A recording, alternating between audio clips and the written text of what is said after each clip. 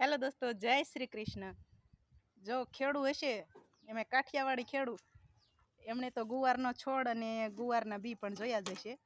જો આ ગુવાર સૂકો છે, જે અમે ગુવાર પાકી ગયો ગયા વર્ષે, એટલે અમે એને ખેંચી પાકી શીંગું થવા દીધી હતી અને ખેંચીને મૂકી દીધો હતો. હવે અત્યારે એને આપણે તોડી શીંગું તોડી અને ખાંડણીમાં રાખી દીધી છે.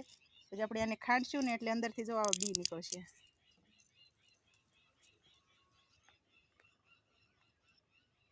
જો આમાંથી આવા બી નીકળે ગુવારના, અને ગુવાર વાવીને એટલે એમાં જો એની અંદર આવા ગુવારની શીંગું આવે. મસ્ત શીંગું થઈ ગઈ છે જો ગુવારની. તમે જે શાક બનાવીને રસોડામાં ખાવ છો ને એ જ તે.